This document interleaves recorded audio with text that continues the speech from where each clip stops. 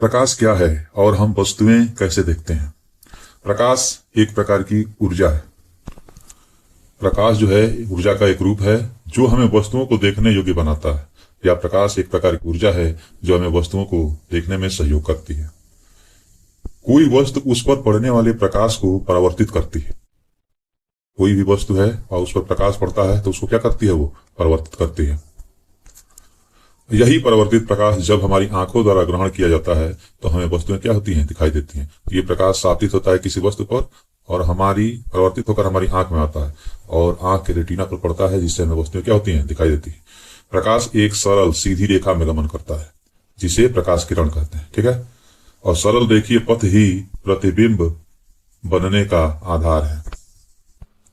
प्रकाश का परावर्तन किसे कहते हैं? प्रकाश का परावर्तन जब प्रकाश की किरण किसी दर्पण या एक तरफ कलई किए हुए पृष्ठ पर आपतित होती है तो वापस उसी माध्यम में लौट आती है। इसे प्रकाश का क्या कहते हैं, परावर्तन कहते हैं। परावर्तन के दो नियम है। पहला है आपतन कोण। ये आपतन कोण होता है अविलंब और आपतित किरण के बीच में जो कोण बनता है उसे आपतन कोण कहते हैं। अविलंब और परावर्तित किरण के बीच में जो कोण बनता है उसे परावर्तन कोण कहते हैं। इसमें आपतन कोण, पहला नियम है आपतन कोण आई परावर्तन कोण आर के बराबर होता है, यानी कि कोण आई कोण आर के बराबर होता है।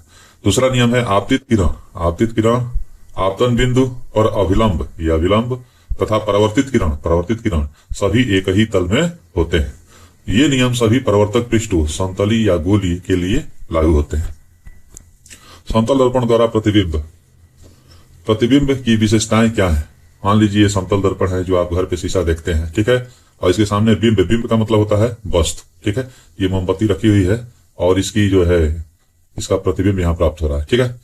इस समतल दर्पण में क्या विशेषता होती है? पहला विशेषता है कि प्रतिबिंब सदैव आभासी और सीधा बनता है। देख सकते हैं कि जो मोमबत्ती है इसका प्रतिबिंब सीधा है और आभासी है। प्रतिबिंब का साइज बिंब वस्तु के साइज के बराबर होता है। यहाँ देख सकते हैं जितना मोमबत्ती इसका आकार यहाँ पे है वस्तु का, उतना प्रतिबिंब का आकार है। प्रतिबिंब दर्पण के पीछे उतनी ही दूरी पर बनता है, यानी दर्पण से यहाँ तक की जो दूरी होगी वस्तु की, वही प्रतिबिंब की भी दूरी होती है, ठीक है। प्रतिबिंब पार्श्व परिवर्तित होता है, यानी कि दायां का बायां दिखता है। देखते होंगे आप दर्पण में, आपका जो दायां हाथ है बाएं तरफ हो जाता है और बायां हाथ दाएं तरफ हो जाता है, ठीक है। तो ये समतल दर्पण का विशेषता है। गोली दर्पण किसे कहते हैं? ऐसे दर्पण जिनका परावर्तक पृष्ठ गोली हो, गोली दर्पण कहलाते हैं। ये दो प्रकार के होते हैं, एक होता है अवतल दर्पण, एक होता है उत्तल दर्पण। अवतल दर्पण किसे कहते हैं? तो परावर्तक पृष्ठ अंदर की ओर, परावर्तक पृष्ठ जो है आपका अंदर की ओर, ये है आपका अंदर की ओर, यहां से प्रकाश किरण जाएगी और वापस आएगी। तो ये परावर्तक पृष्ठ क्या होता है? अंदर की ओर, अर्थात गोले के केंद्र की ओर वक्रित होता है, ठीक है। और इसके उभरे हुए भाग पर क्या की जाती है? कलई की जाती है, ठीक। इसको अवतल दर्पण कहते हैं। उत्तल दर्पण किसे कहते हैं? परावर्तक पृष्ठ बाहर की ओर वक्रित होता है। बाहर की ओर ये वक्रित है, यहाँ प्रकाश की किरण जाएगी वापस टकरा कर आएगी, और जो अंदर वाला भाग है इस पर क्या की जाती है? कलई की जाती है, ठीक है। तो अवतल दर्पण अंदर की ओर और उत्तल दर्पण उभरा हुआ आउटसाइड ये होता है, ठीक है। यहाँ से परावर्तन होता है।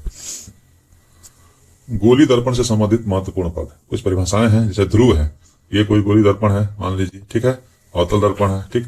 तो गोली दर्पण के परावर्तक पृष्ठ का केंद्र, जो ये गोली दर्पण है, ये परावर्तक पृष्ठ का जो केंद्र होता है, ठीक है, इसी को क्या बोलते हैं? ध्रुव बोलते हैं। वक्रता केंद्र, उस गोले का केंद्र जिसका दर्पण एक भाग है दर्पण में स्थित नहीं होता है, वो क्या कहलाता है? वक्रता केंद्र कहलाता है। ये जो गोली खोखले गोले का जो भाग होता है, इसका केंद्र जो होता है, इसी को क्या बोलते हैं? वक्रता केंद्र कहते हैं। वक्रता त्रिज्या, उस गोले की त्रिज्या जिसका दर्पण एक भाग है, ठीक है, जिस खोखले गोले का ये भाग है, इसकी जो त्रिज्या होती है, इसी को क्या बोलते हैं? वक्रता त्रिज्या।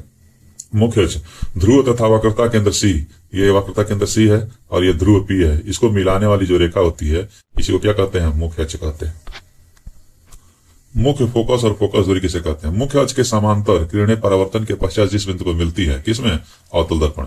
ये देख सकते हैं कि ये अवतल दर्पण है, यहाँ से मुख्य अक्ष के समांतर चलने वाली किरणें अब यहाँ परावर्तन के बाद कहाँ मिलती हैं?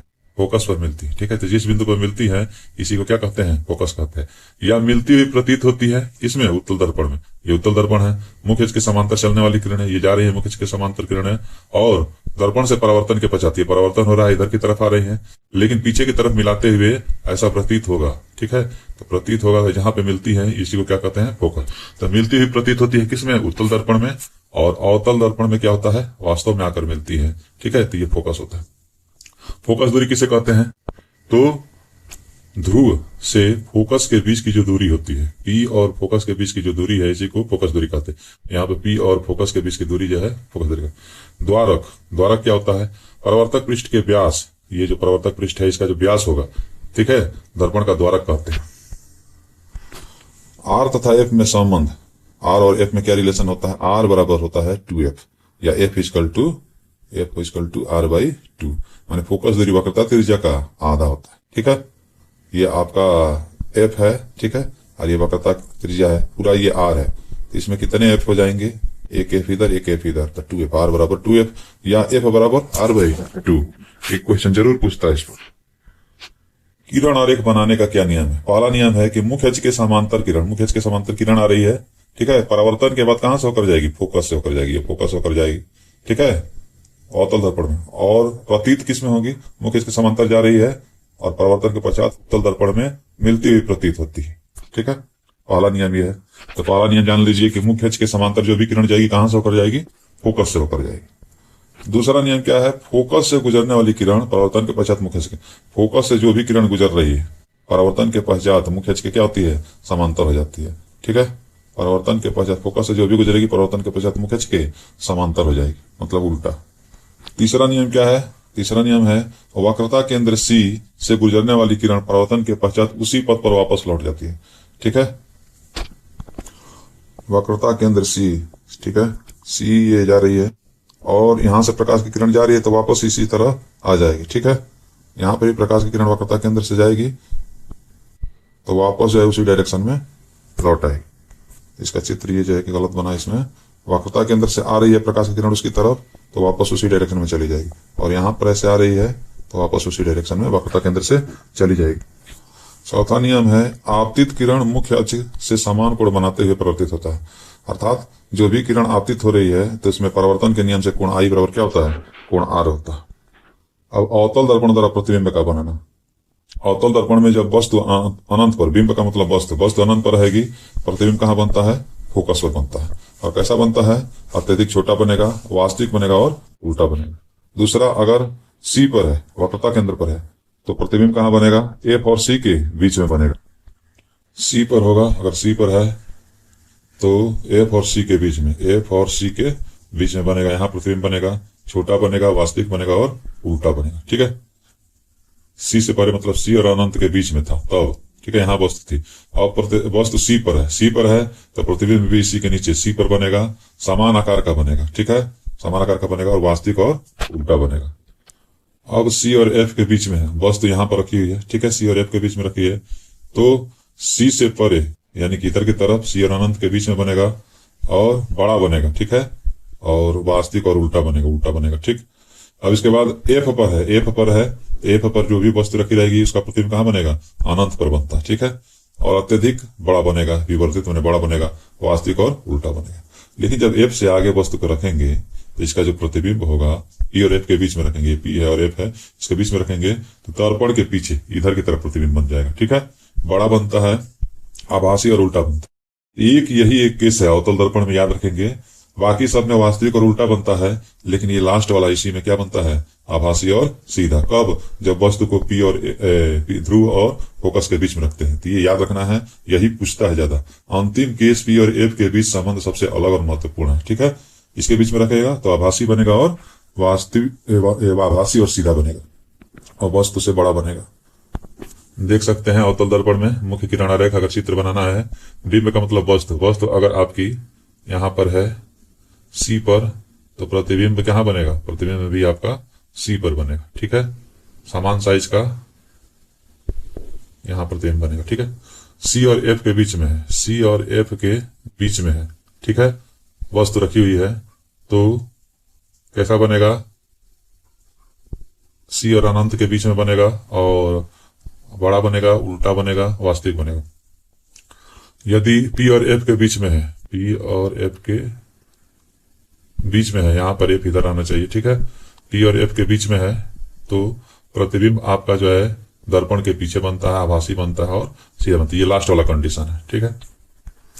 अवतल दर्पण का उपयोग, अवतल दर्पण का कहाँ उपयोग है? तो इसका उपयोग टार्च में किया जाता है। टार्च, सर्च लाइट, वाहनों की हेडलाइट में इसका उपयोग किया जाता है।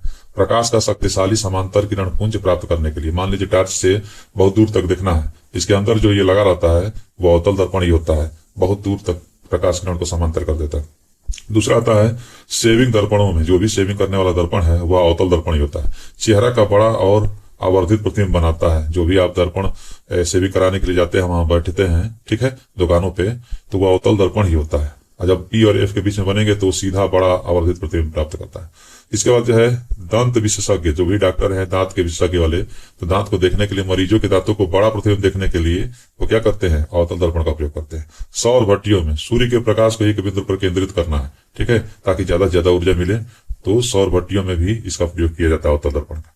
याद रखेंगे, टार्च में, शेविंग दर्पण में, दंत विशेषज्ञ डॉक्टर का यूज करते हैं, सौर भट्टियों में।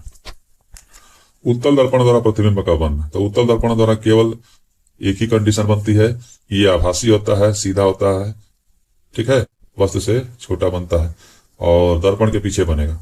बिंब अनंत पर रहेगा तो कहां बनेगा, फोकस पर बनेगा, ठीक है। अबिंब अनंत और ध्रुव के बीच में रहेगा, अनंत और ध्रुव के बीच में रहेगा, तो ये कहां बनेगा, पी और एफ के बीच में बनता है और दर्पण के पीछे बनता है, ठीक है, याद रखेंगे। अब उत्तल दर्पण का उपयोग कहाँ होता है, तो ये बहुत बार पूछता है, ठीक है, कि उत्तल दर्पण का उपयोग क्या होता है। तो वाहनों के पक्ष दृश्य, जो भी आप देखते हैं, मोटरसाइकिल है, बस है, ठीक है, उसमें बगल में जो साइड में लगा रहता है दर्पण, वो उत्तल दर्पण ही होता है। इसमें लिखा होता है कन्वेक्स, कन्वेक्स का मतलब है उत्तल दर्पण, ठीक है। इन्हें प्राथमिकता क्यों देते हैं, ये सदैव सीधा प्रतिबिंब बनाते हैं। कैसा बनाते हैं, सीधा बनाते हैं, और इसका दृष्टि क्षेत्र बहुत अधिक होता है। ये भी पूछ देता है कि उत्तल दर्पण का ही प्रयोग करते हैं तो दृष्टि क्षेत्र बहुत अधिक होता है। ये बाहर की ओर वक्रित होता है, इससे ड्राइवर अपने पीछे बहुत बड़े क्षेत्र को देख पाता है, ठीक है। ये 2-3 मार्क का ये बोर्ड एग्जाम में जरूर पूछता है क्वेश्चन।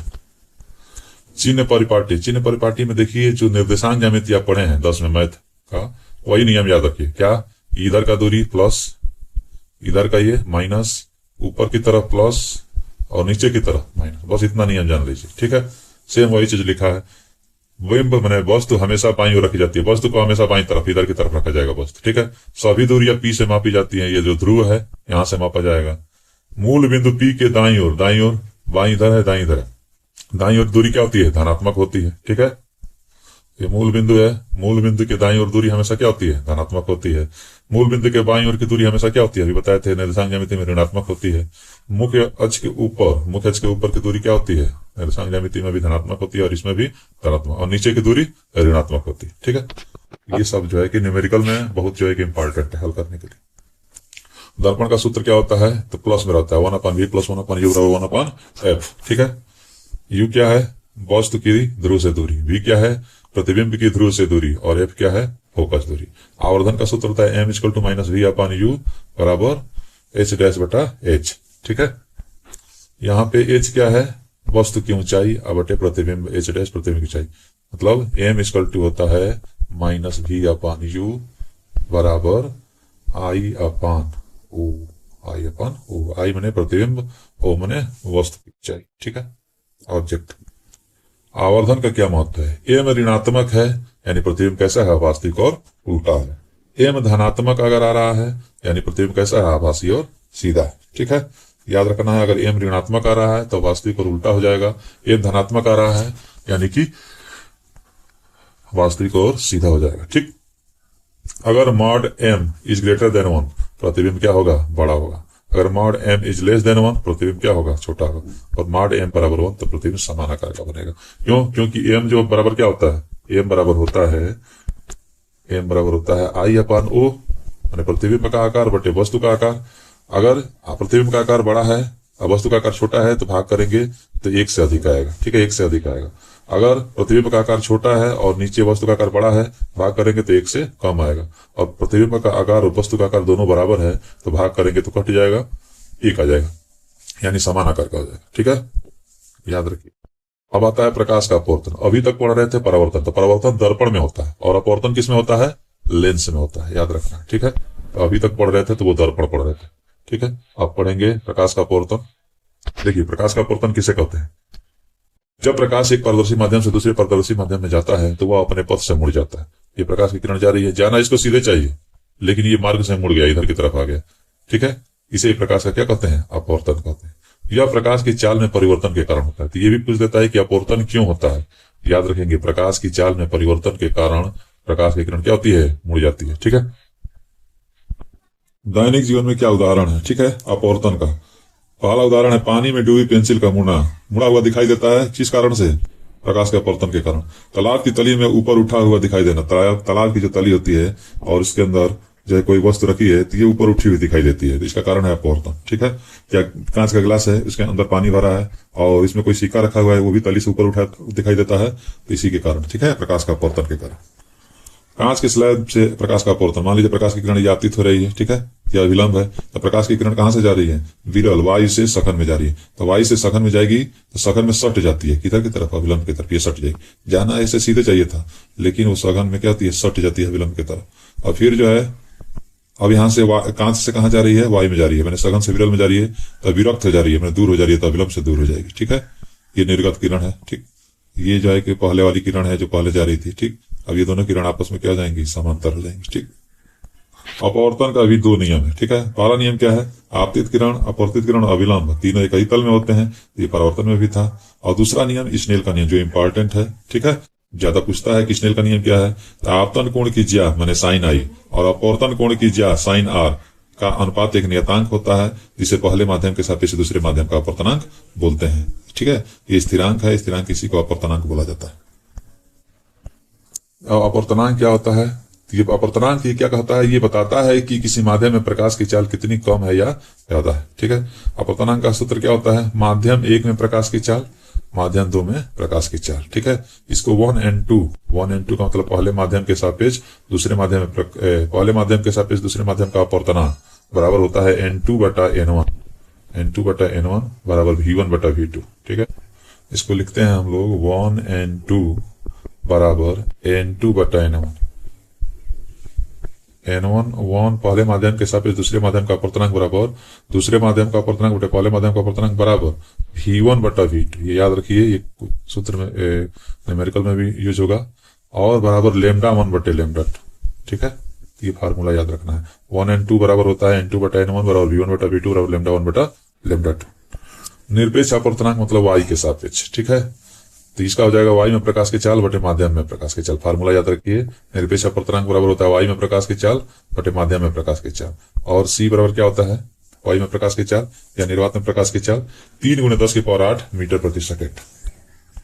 यह भी इंपॉर्टेंट है कि प्रकाश की किरण जब विरल माध्यम से सघन में माध्यम में जाती है तो 100 से सघन 100 से सट जाती है, याद रखना है, और विलंब की तरफ झुक जाती है। ठीक है, या सट जाती है और धीमी हो जाती है। सघन में क्या हो जाती है, प्रकाश की जो वेग होता है धीमा हो जाता है।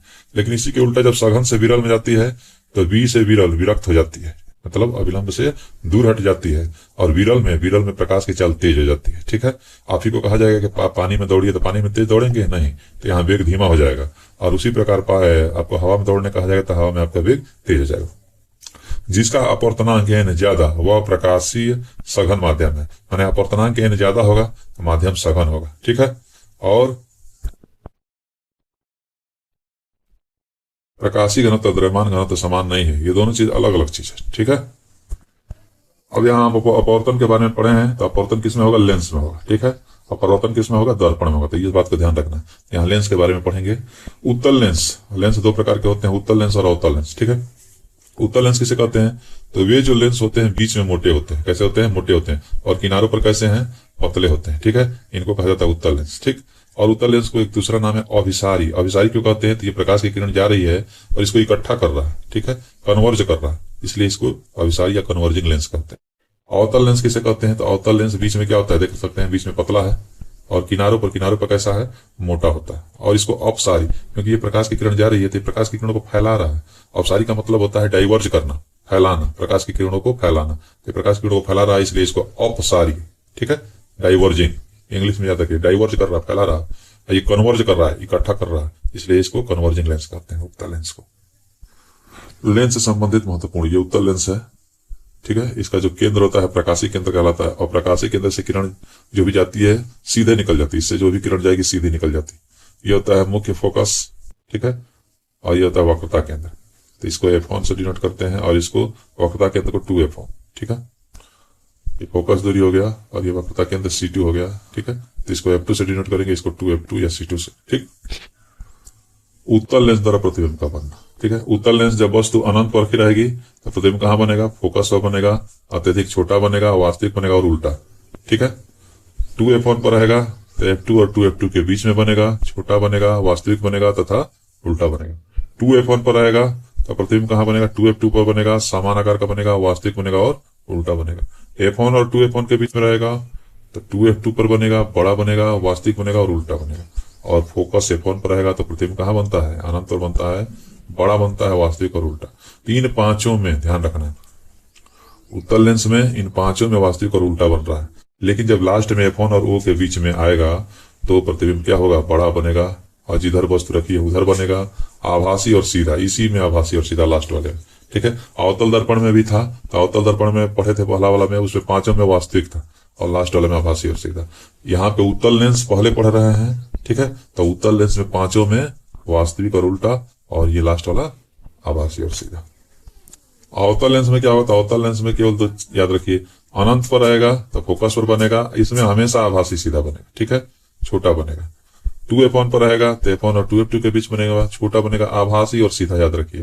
अनंत और O के बीच में रहेगा तो F1 और O के बीच बनेगा, छोटा बनेगा, आभासी और सीधा बनेगा। ठीक है, अब जितना भी सूत्र पढ़े हैं उसको एक बार रिवीजन कर लेते हैं। F = R/2, 1/V + 1/U दर्पण के लिए। ठीक है, 1/V + 1/U 1/F। दर्पण के लिए M = -V/U। यह अपवर्तनांक है, अपवर्तन वाला में N = निरपेक्ष अपवर्तनांक इसको बोलते हैं, N = C/V। और ये sin I/sin R स्नेल का नियम 1n2 पहले माध्यम के सापेक्ष दूसरे माध्यम का अपवर्तनांक।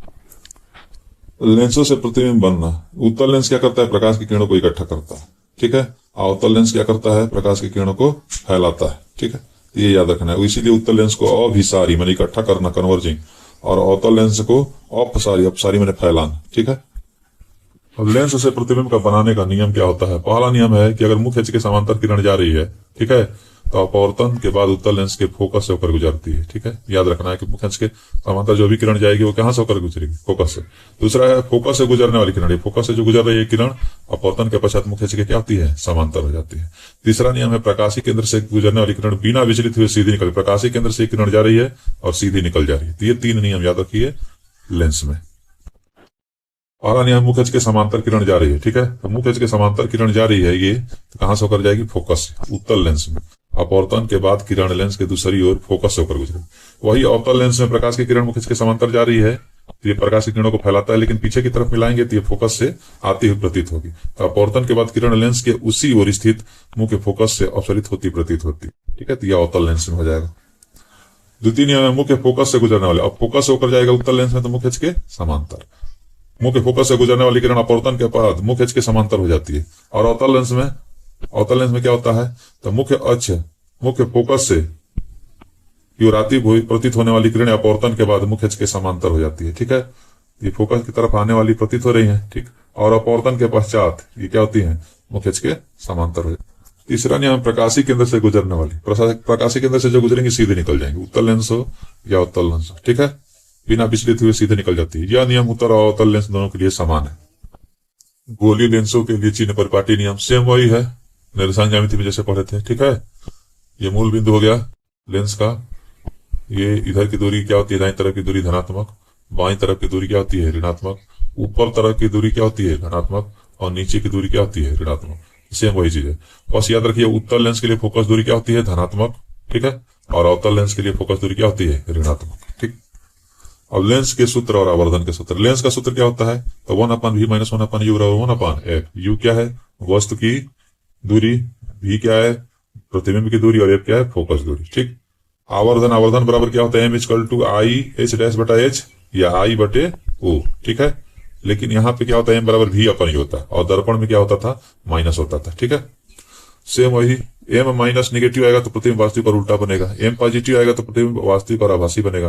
M 1 से बड़ा है तो बड़ा प्रतिबिंब होगा, आवर्तित होगा। M का मान 1 से छोटा है तो छोटा प्रतिबिंब होगा। M का मान 1 के बराबर है तो समान आकार का प्रतिबिंब बनेगा।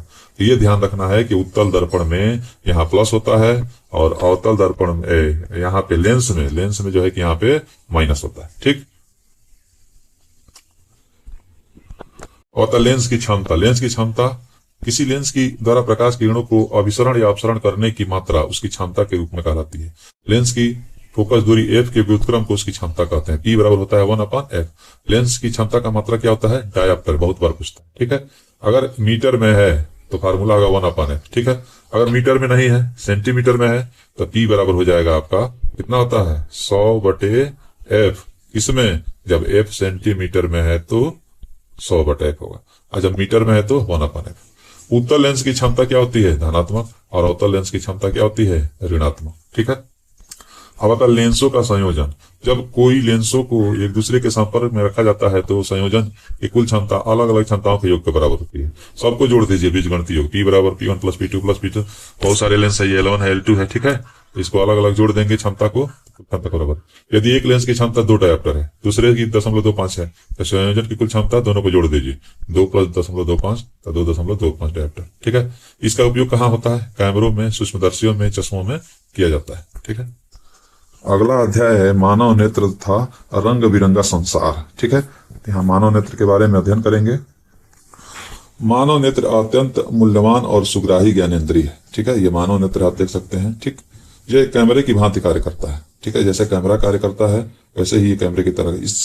इसका लेंस निकाय एक प्रकाश सुग्राही पर्दे जिसे रेटिना, ये रेटिना है, ठीक है, जिसे दृष्टिपटल कहते हैं, पर प्रतिबिंब बनता है। यहाँ प्रतिबिंब बनता है रेटिना पर, ठीक है। यहाँ से प्रकाश की किरण इसमें जाती है और रेटिना पर प्रतिबिंब प्राप्त होता है। ये जो लेंस होता है उत्तल लेंस होता है इसके अंदर, ठीक है। ये आगे का भाग कार्निया कहलाता है। ये परितारिका होती है, ठीक है।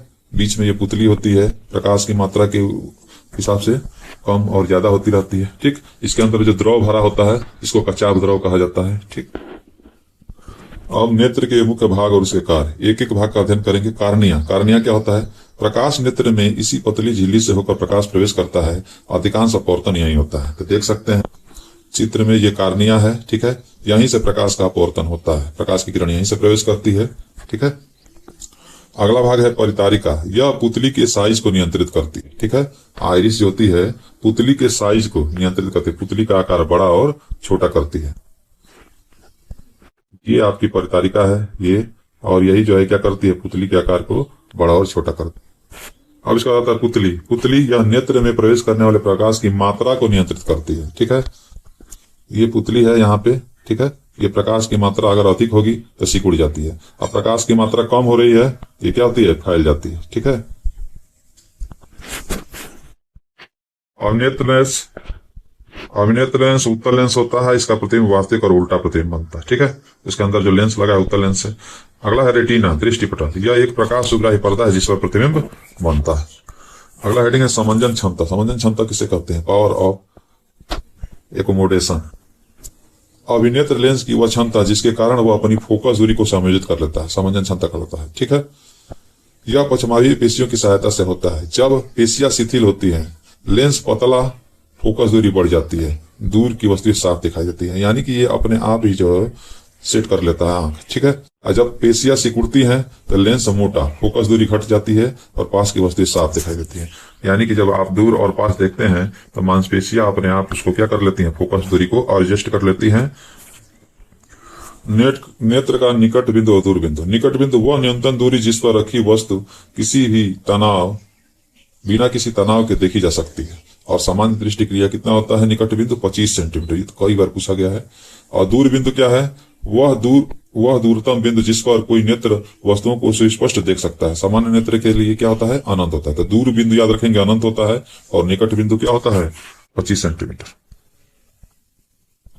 अब आते हैं दृष्टि दोष। दृष्टि दोष और उसका संशोधन। कभी कभी नेत्र धीरे धीरे अपना समंजन क्षमता खो सकता है। अपवर्तन दोषों के कारण दृष्टि धुंधली हो जाती है। अब दृष्टि दोष सामान्यतः 3 दोष रहते हैं। पहला होता है निकट दृष्टि दोष, दूसरा होता है दीर्घ या दूर दृष्टि दोष, और तीसरा होता है जरा दृष्टि दोष, ठीक है।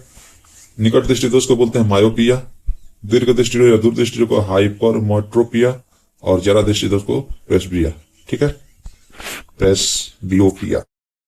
अब एक एक का अध्ययन करेंगे निकट दृष्टि दोष का। इसका दोष क्या है, कारण क्या है, और इसका संशोधन निवारण क्या है। दोष में व्यक्ति निकट की वस्तु को स्पष्ट देख सकता है परंतु दूर की वस्तु को स्पष्ट नहीं देख सकता है, ठीक है। कारण क्या है, प्रतिबिंब रेटिना के सामने बनता है। ये देखिए, प्रकाश की किरण जा रही है, अनंत पर कोई वस्तु है, दूर की वस्तु को जब देखता है ये व्यक्ति, तो इसका जो प्रतिबिंब होता है रेटिना से पहले ही बन जाता है। और रेटिना से पहले बनता है तो इसको वस्तु को क्या होता है, इसको दूर की वस्तु, निकट की वस्तु तो स्पष्ट देख सकता है, लेकिन दूर की वस्तु स्पष्ट नहीं दिखाई देती है इस व्यक्ति को। ठीक है, इसका कारण क्या है, रेटिना के सामने बनता है। अभिनेत्र लेंस की वक्रता अत्यधिक हो जाना, ठीक है, पहला कारण। दूसरा है नेत्र के गोलक का लंबा हो जाना, नेत्र का जो गोलक होता है लंबा हो जाता है। अब इसका निवारण कैसे करेंगे, संशोधन कैसे करें, तो इसका निवारण अवतल लेंस से किया जाता है। यहाँ पे इसी के आंख के सामने अवतल लेंस रख देंगे, ये प्रकाश की किरणों को फैलाएगा, और फैलाएगा तो प्रकाश की किरण पहले ही नहीं इकट्ठा होगी, जाकर रेटिना पर इकट्ठा होती है। ठीक है, तो इसका निवारण कैसे करेंगे, अवतल लेंस करेंगे। अधिकांशतः जो बच्चे होते हैं 16 से 20 वर्ष के आसपास देखेंगे शुरुआत में, तो उनको यही दिक्कत होती है, वो अवतल लेंस ही लगाते हैं। ठीक है, इन बच्चों को ज्यादातर निकट दृष्टि दोष ही होता है, जो 16 से 20 वर्ष के आसपास ज्यादा पढ़ते रहते हैं।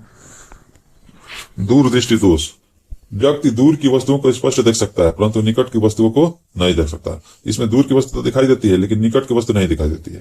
कारण क्या है, पास रखी वस्तु की प्रतिबिंब रेटिना के पीछे बनता है। ठीक है, ये जो रेटिना के पीछे इधर की तरफ बन जाता है। ठीक है, अब इस अभिनेत्र लेंस की फोकस दूरी अत्यधिक हो जाती है, पहला कारण यह है। दूसरा कारण है नेत्र के गोलक का छोटा हो जाना, उसका गोलक छोटा हो जाता है, यहाँ का जो गोलक होता है ये क्या होता है, छोटा हो जाता है।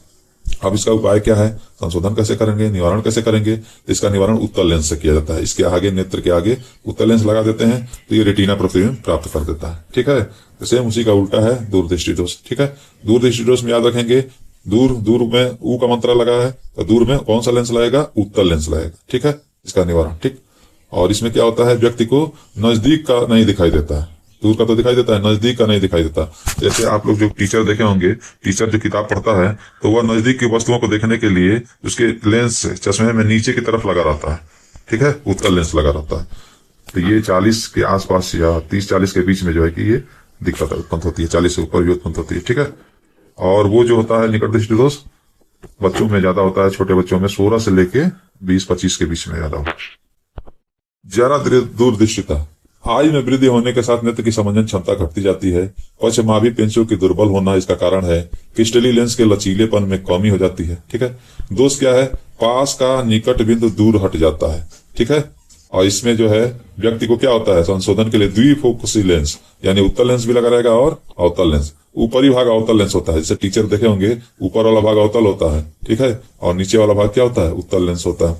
अधिकांश टीचर जो चश्मा पहनते हैं तो नीचे का जो चश्मा है, तो ये जो नीचे वाला भाग देखे होंगे ये उत्तल लेंस रहता है, और ये ऊपर वाला भाग कैसा होता है, अवतल लेंस होता है। तो अवतल लेंस दूर को देखने के लिए और उत्तल लेंस नजदीक की वस्तु को देखने के लिए। अब आता अगला अध्याय, प्रिज्म। प्रिज्म से प्रकाश का अपवर्तन। जब प्रकाश की किरण प्रिज्म से गुजरती है तो आपतित किरण की दिशा से एक कोण पर मुड़ जाती है। जैसे आपतित प्रकाश की किरण जा रही है तो ये विरल से सघन में जाएगी, तो ये अविलंब से दूर, अविलंब में ये अविलंब यहाँ पर ये है, अविलंब की ओर झुक जाएगी। ठीक है, जाना ऐसे सीधे चाहिए, अविलंब की ओर झुक जाएगी, ये अपवर्तित किरण हो गई। और फिर जब बाहर निकलेगी यहाँ अविलंब बनाएंगे तो अविलंब से क्या हो जाएगी, ये अविलंब से दूर हट जाएगी। ठीक है, निर्गत किरण कहलाएगी। ठीक, ये कहलाता है प्रिज्म। ठीक है, प्रिज्म कोण कहलाता है। ये प्रकाश किरण सीधी जा रही थी और ये लास्ट वाली किरण है निर्गत किरण, तो इसके बीच का जो कोण है इसको विचलन कोण कहते हैं, डेल्टा। कांच के प्रिज्म द्वारा श्वेत प्रकाश का विक्षेपण। सूर्य का श्वेत प्रकाश जब प्रिज्म से गुजरता है तो वह अपने अवयवी रंगों की पट्टी में विभक्त हो जाता है। ये देखिए, सूर्य का श्वेत प्रकाश इस पर गुजरता है तो अपने अलग अलग 7 रंगों में विभक्त हो जाता है। प्रकाश के अवयवी वर्णों में विभाजन विक्षेपण कहलाता है। ठीक है, रंगों का क्रम या स्पेक्ट्रम का क्रम क्या होता है, विबग्योर, VIBGYOR। बैगनी, जामुनी, नीला, हरा, पीला, नारंगी और लाल। लाल प्रकाश सबसे कम झुकता है। लाल प्रकाश देख रहे हैं, ऐसे ही निकल गया सीधे, बहुत कम झुकता है। और सबसे ज्यादा विचलन किसका होता है, बैगनी रंग का। ये क्वेश्चन पूछता है कि प्रकाश की किरण सीधे जा रही है, प्रिज्म से गुजर रही है, तो सबसे अधिक विचलन किसका हुआ, बैगनी रंग का। और सबसे कम विचलन किसका होता है, लाल रंग का। बैगनी रंग सबसे अधिक झुकता है, यानी सबसे अधिक विचलन होता है। ये कई बार पूछा गया है। इंद्रधनुष का बनाना। यह वर्षा के पश्चात आकाश में जल के सूक्ष्म कणों में दिखाई देने वाला प्राकृतिक स्पेक्ट्रम है। ठीक है, जल की सूक्ष्म बूंदें छोटे प्रिज्म की भांति कार्य करती हैं। इंद्रधनुष सदैव सूर्य के विपरीत दिशा में बनता है। तो याद रखेंगे, प्रवेश करते समय अपवर्तन कौन कौन सी घटना होगी, एक तो अपवर्तन हो रहा है और प्रकाश 7 रंगों में विभक्त हो जा रहा है, तो विक्षेपण हो रहा है। फिर यहाँ पे कौन सी घटना हो रही है, दूसरा प्रकाश का क्या होता है, परावर्तन होता है। ठीक है, और इसके बाद यहाँ पे क्या होता है, प्रकाश बाहर निकलता है, फिर अपवर्तन की क्रिया होती है। तो ये पूर्णांतरिक परावर्तन यहाँ पे हो गया, यहाँ पे क्या हो गया, अपवर्तन और विक्षेपण हो गया, और यहाँ पे क्या हो गया, फिर से अपवर्तन। तो 2 अपवर्तन हो गया और यहाँ पे एक पूर्णांतरिक परावर्तन हो गया। वायुमंडलीय अपवर्तन, पृथ्वी के वायुमंडल के कारण प्रकाश का अपवर्तन वायुमंडलीय अपवर्तन कहलाता है। ठीक है, गर्म वायु ठंडी वायु की तुलना में हल्की कम सघन होती है, इसका अपवर्तनांक कम होता है। ठीक है, गर्म वायु जो होती है ठंडी वायु की तुलना में क्या होती है, कम सघन होती है। ठीक है, और इसलिए इसका अपवर्तनांक कम होता है। इसके कारण होने वाली घटनाएं, तारों का टिमटिमाना, तारे क्या होते हैं, टिमटिमाते हैं अपवर्तन के कारण। अग्रिम सूर्योदय, विलंब सूर्योदय, सुबह के टाइम देखते हैं सूर्य जो होता है लाल दिखाई देता है। ठीक है, तो ये वायुमंडलीय अपवर्तन के कारण होता है। इसके कारण पढ़ते हैं तारों का टिमटिमाना, तारों से आने वाले प्रकाश का वायुमंडल में निरंतर अपवर्तन होता रहता है। प्रकाश का पद थोड़ा थोड़ा परिवर्तित होता है, जिससे तारों में आभासी स्थिति विचलित होती है एवं कारक टिमटिमाते नजर आते हैं। ग्रह नहीं टिमटिमाते हैं क्योंकि ये पृथ्वी के बहुत पास और पृथ्वी से विस्तृत स्रोत माने जाते हैं। उसी प्रकार से अग्रिम सूर्योदय और विलंब सूर्योदय क्यों होता है, तो वायुमंडलीय अपवर्तन के कारण सूर्य में हमेशा वास्तविक सूर्योदय से 2 मिनट, याद रखिए 2 मिनट पूर्व दिखाई देने लगता है और वास्तविक सूर्यास्त 2 मिनट पश्चात तक। ठीक है, प्रकाश का प्रकीर्णन क्या होता है, जब प्रकाश ऐसे महीन कणों से टकराता है उसका मार्ग दिखाई देने लगता है। इन कणों द्वारा प्रकाश सभी दिशाओं में फैल जाता है। कोई भी कण है जब प्रकाश टकराता है तो कई भागों में डिवाइड हो जाता है।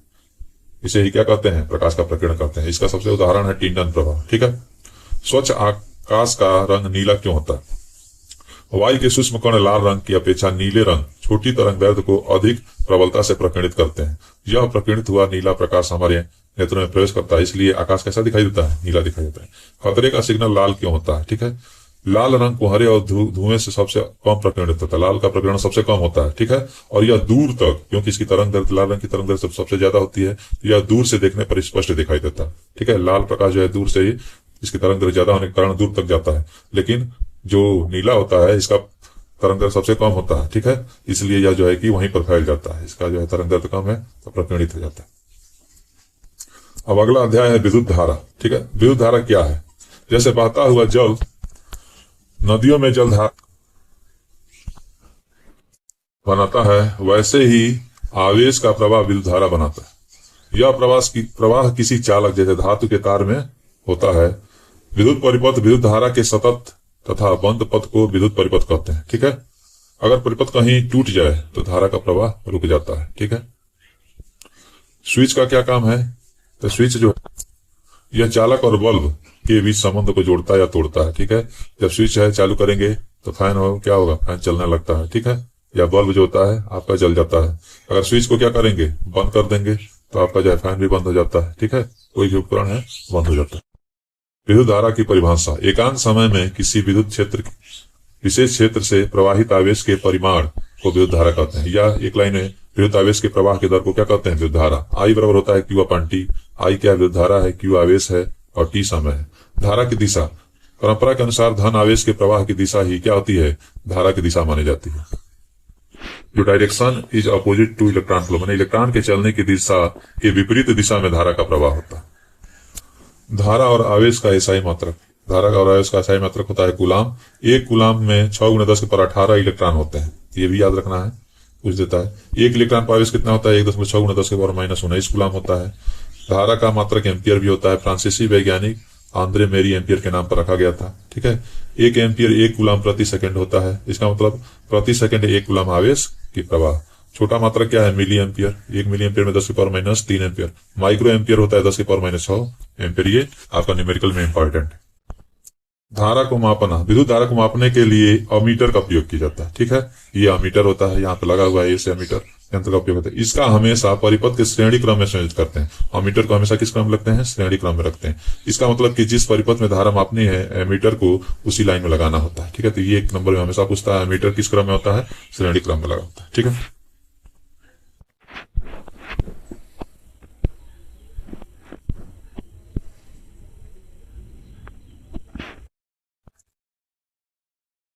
विद्युत विभव और विभवांतर, आवेश प्रवाहित क्यों होता है।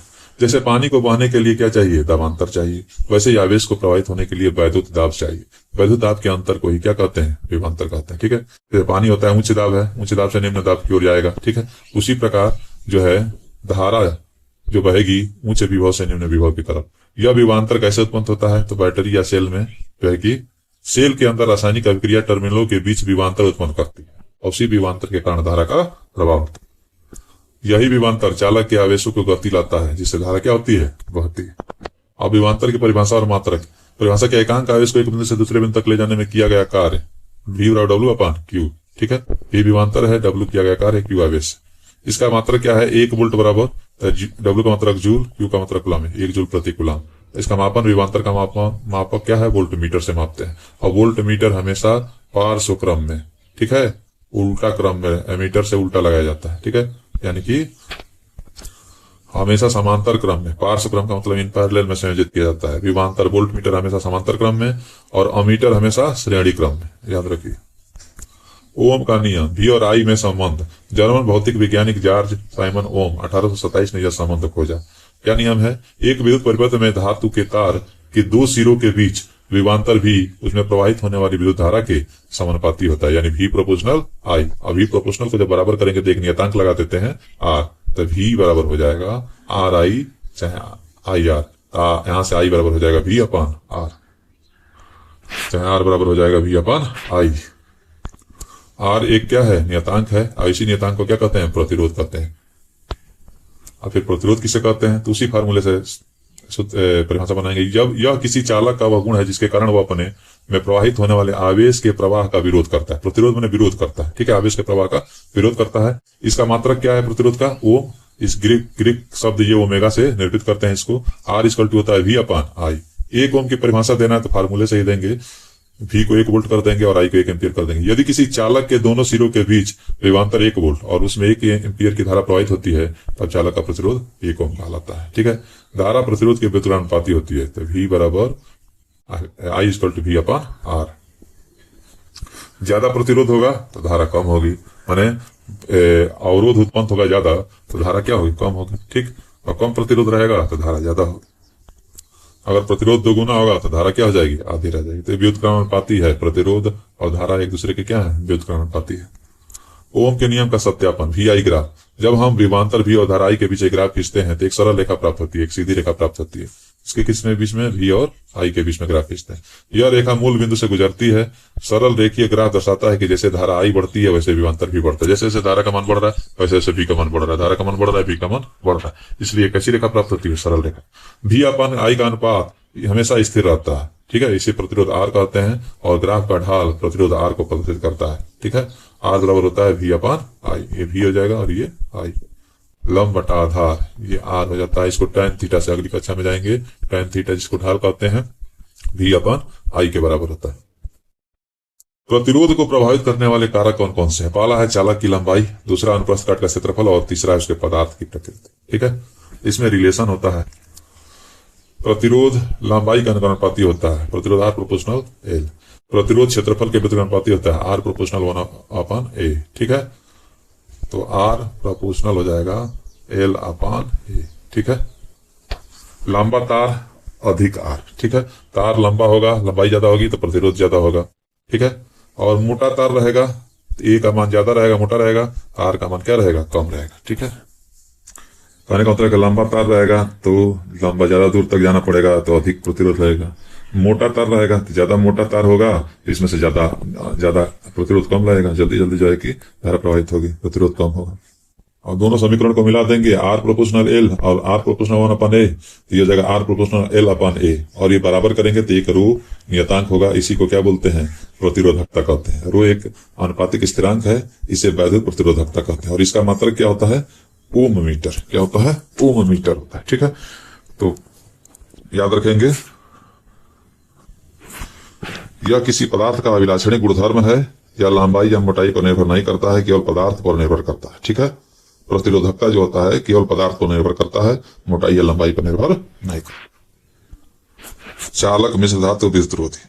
चालक किसे कहते हैं? जैसे चांदी है, कापर है, एल्युमिनियम है, इसकी प्रतिरोधकता बहुत कम होती है, 10⁻⁸ ओम। इसलिए ओम मीटर, इसलिए ये बिजली के अच्छे चालक होते हैं। जो चांदी होता है, कापर होता है, एल्युमिनियम होता है, इसमें धारा का प्रवाह बहुत आसानी से हो जाता है। ठीक है, मिश्र धातुएं जैसे नाइक्रोम, मैग्नीन, इसकी प्रयोज्यता अपने अवयवी धातुओं से अधिक होती है। ये उच्च ताप पर आसानी से जलती नहीं है। इसका उपयोग क्या होता है? इस्त्री, जो आयरन प्रेस करते हैं आप लोग, टोस्टर जैसे तापन युक्तियों में किया जाता है। ठीक है। अब इसके बाद आता है विद्युत रोधी, जैसे कांच है, रबड़ है, कागज है, इसमें धारा का प्रवाह नहीं होता, तो प्रतिरोधकता बहुत अधिक होती है। ठीक है। जैसे 10 की पावर 12 से 10 की पावर 17 ओम मीटर होती है। ये धारा के प्रवाह को रोकता है, इसलिए इसको विद्युत रोधी या अचालक पदार्थ भी कहा जाता है। अब आता है प्रतिरोधकों का संयोजन। ठीक है। एक होता है श्रेणी क्रम में, एक होता है समांतर क्रम में। ये देख सकते हैं, श्रेणी क्रम में जुड़ा है प्रतिरोध R1 R2 R3, और ये समांतर क्रम में जुड़ा है। ठीक है। तो श्रेणी क्रम में फार्मूला सीधा सीधा जुड़ जाता है, R इक्वल टू हो जाता है R1 plus R2 plus R3। लेकिन समांतर क्रम में जो फार्मूला होता है 1/R equal to 1/R1 plus 1/R2 plus 1/R3, ये फार्मूला होता है। ठीक है। चित्र भी याद रखिए और फार्मूला भी याद। श्रेणी क्रम संयोजन के मुख्य बिंदु क्या है? सभी प्रतिरोधक एक सिरे से दूसरे सिरे मिलाकर जुड़े होते हैं। अभी चित्र में देखे थे, ये प्रतिरोध था, फिर इसके बाद ये दूसरा प्रतिरोध, ये सीधे सीधे से जुड़े हैं। परपथ के हर भाग में विद्युत धारा समान रहती है। इसमें भी आई धारा प्रवाहित होगी, इसमें भी आई धारा प्रवाहित होगी। कुल विभवांतर अलग अलग प्रतिरोधकों के विभवांतर, इसका विभवांतर V1, इसका विभवांतर V2, अगले का विभवांतर V3, सबको जोड़ेंगे तो V बराबर V1 प्लस V2 हो जाएगा। ये V बराबर V1 plus V2 plus V3, V की जगह पे IR, इसका IR1, इसका IR2, इसका IR3, आई कॉमन कर लेंगे तो आई से आई कैंसिल हो जाएगा, तो R बराबर जाएगा R1 प्लस R2। तो श्रेणी क्रम में अभी बताया था R बराबर R1 प्लस R2। तो संयोजन का कुल प्रतिरोध किसी अकेले प्रतिरोध से अधिक होता है। अब इसके बाद पार्श्व या समांतर क्रम। समांतर क्रम में क्या होता है? तो समांतर क्रम में अभी चित्र में देखे थे। ठीक है। इस तरह से रहता है। ठीक। या सभी प्रतिरोधकों को दो समान बिंदुओं, ये दो समान बिंदुओं पे जोड़ा जाता है। प्रत्येक प्रतिरोधक के सिरे का विभवांतर भी, इसका भी V है, इसका भी V है और इसका भी समान रहता है। कुल विद्युत धारा I सभी शाखाओं में बहने वाली धाराओं, इसमें मान लीजिए I1 धारा बह रही है, इसमें धारा I2 बह रही है और इसमें धारा I3 बह रही है। सबके योग, यहाँ से I धारा प्रवेश कर रही है और तीन भागों में बट गई। I बराबर I1 plus I2 plus I3। इसमें विभवांतर समान धारा बढ़ती है। तुल्य प्रतिरोध के लिए I बराबर I1 plus I2 plus I3, I की जगह पर रखेंगे V/R, V/R1, V/R2, V/R3, V common करेंगे, V से V cancel, 1/R 1/R1 plus 1/R। समांतर क्रम में ये फार्मूला होता है। ठीक है। अलग अलग के योग के बराबर होता है, अलग अलग प्रतिरोधों के व्युत्क्रमों के योग के बराबर होता है। ठीक है। अगला लेसन है विद्युत धारा का चुंबकीय प्रभाव। ठीक है। इस अध्याय में विद्युत और विद्युत चुम्बक के बीच संबंध को समझेंगे। ठीक है। जब किसी तांबे के तार से विद्युत धारा प्रवाहित की जाती है तो पास रखी चुंबकीय सुई में विक्षेप उत्पन्न हो जाता है। ये तार है, तार में धारा प्रवाहित करते हैं तो ये जो चुंबकीय सुई है, ठीक है, इसके अंदर विक्षेप उत्पन्न हो जाता है, यानी कि वह जिस डायरेक्शन में है उससे जो है थोड़ा सा विक्षेपित हो जाती है। ठीक। इसका अर्थ है कि विद्युत और चुंबकत्व एक दूसरे से संबंधित है। यह खोज हैंस क्रिश्चियन ऑर्स्टेड 1820 ने की थी। 1820 ईस्वी में ऑस्टेड ने एक प्रयोग किया था। तार रखा था और तार के बगल में जो है एक चुंबकीय सुई रखी थी और उसमें देखा कि जब तार में धारा प्रवाहित करते हैं तो सुई में विक्षेप होता है। अगर तार में धारा की दिशा उल्टी कर देते हैं तो विक्षेप की डायरेक्शन भी क्या होती है? उल्टी हो जाती है। इसे ऑस्टेड का प्रयोग करते हैं। चुंबकीय क्षेत्र और क्षेत्र रेखाएं। चुंबकीय क्षेत्र किसी चुंबक के चारों ओर का वह क्षेत्र जिसमें उसके बल का अनुभव किया जा सकता है, चुंबकीय क्षेत्र कहलाता है। चुंबकीय क्षेत्र रेखाएं क्या होती है? वे रेखाएं जिनके अनुदिश लौह चूर्ण स्वयं संरेखित हो जाते हैं। लोहे का कोई भी चूर्ण छोटा छोटा रखा जाएगा तो वो इसी रूप में, ये इसी रूप में क्या होता है? वह संरेखित हो जाता है चुंबकीय बल रेखाओं के रूप में। इसके गुण क्या है? पहला गुण है कि उत्तरी ध्रुव से निकलती है और दक्षिणी ध्रुव में प्रवेश करती है। ठीक है। ये बल रेखाएं कहां से निकलती हैं? उत्तरी ध्रुव से निकलती हैं। ठीक है। और दक्षिणी ध्रुव में क्या करती हैं? प्रवेश करती है। ठीक। ये चित्र में गलत है, उत्तरी ध्रुव से निकलती हैं और दक्षिणी ध्रुव में प्रवेश करते हैं। ठीक।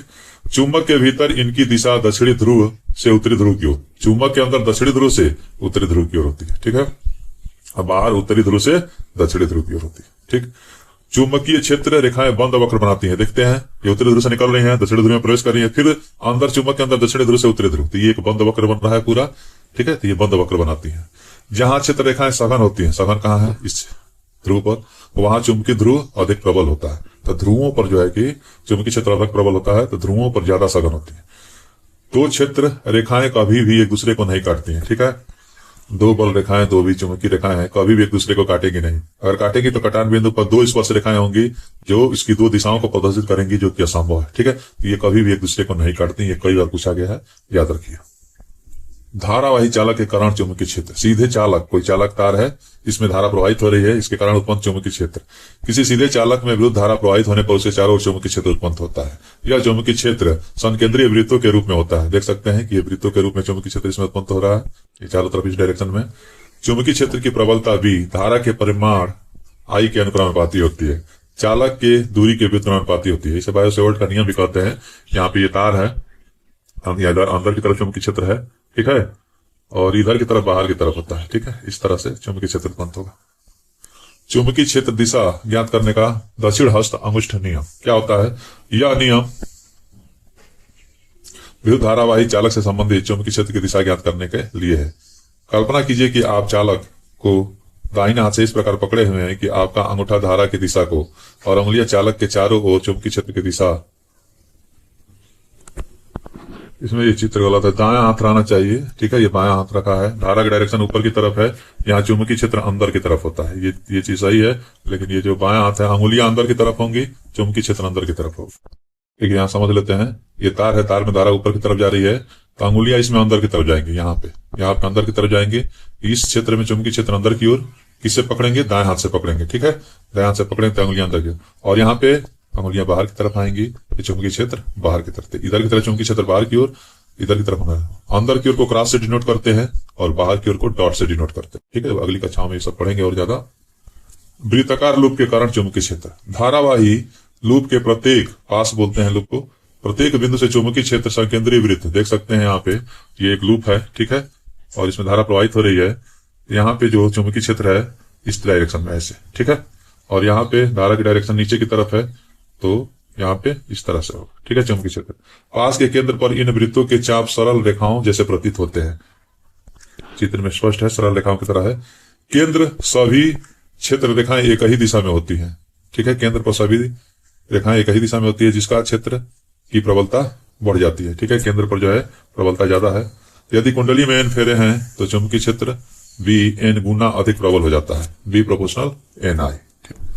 और ये नालिका क्या होती है? पास पास लिपटे विद्युत रोधी तांबे के तार की बेलन की आकृति की कुंडली। ये इस पर तार लपेटा गया है बेलन के ऊपर, इसी को क्या कहा जाता है? परनालिका कहा जाता है।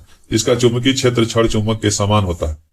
इसका एक सिरा N उत्तरी ध्रुव और दूसरा दक्षिणी ध्रुव की तरह व्यवहार करता है, ठीक है। ये उत्तरी ध्रुव की तरह व्यवहार करता है, ये दक्षिणी ध्रुव की तरह। उत्तरी ध्रुव से चुंबकीय बल रेखाएं निकलती हैं, सही है, और दक्षिणी ध्रुव में प्रवेश करती है। और नालिका के भीतर क्षेत्र रेखाएं समांतर होती हैं, अंदर जो होता है समांतर रेखाएं होती हैं। यह दर्शाता है कि प्रणालिका के अंदर एक समान चुंबकीय क्षेत्र होता है। इसका उपयोग नर्म लोहे को चुंबक बनाने में किया जाता है, जिसे विद्युत चुंबक कहते हैं। नर्म लोहे को चुंबक बनाने में, एक्स लाइक अ बार मैग्नेट, ठीक है। नर्म लोहे को चुंबक, विद्युत चुंबक बनाने में किया जाता है। चुंबकीय क्षेत्र में धारावाही चालक पर बल। आंद्रे मैरी एम्पियर ने बताया कि चुंबक भी धारावाही चालक पर बल आरोपित करता है। धारावाही चालक है ये, ठीक है, और ये चुंबक है, इस पर बल लगाता है, ठीक। जब किसी धारावाही चालक को चुंबकीय क्षेत्र में रखा जाता है तो एक बल का अनुभव करता है, ठीक। चालक में विस्थापन बल तब अधिकतम होता है जब धारा की दिशा चुंबकीय क्षेत्र की लंबवत होती है। चुंबकीय क्षेत्र ये है B और इसके लंबवत है धारा, तो इस कंडीशन में क्या होता है? बल अधिकतम होता है। बल की दिशा धारा I और चुंबकीय क्षेत्र B दोनों की दिशा पर निर्भर करती है, ठीक है। बल की डायरेक्शन इधर की तरफ होगी, ठीक। बल की डायरेक्शन पता करने के लिए फ्लेमिंग के बाएं हाथ का नियम, ठीक है। तो बाएं हाथ का नियम आगे पढ़ते हैं। देखिए फ्लेमिंग के बाएं हाथ का नियम। फ्लेमिंग के बाएं हाथ का नियम क्या होता है? यह नियम चुंबकीय क्षेत्र में रखे धारावाही चालक पर लगने वाले बल की दिशा को बताता है, यानी इससे बल की दिशा पता चल जाएगी। अपने बाएं हाथ की तर्जनी, मध्यमा और अंगूठा, ये तर्जनी कहलाती है, ये मध्यमा कहलाती है और ये अंगूठा, ठीक है।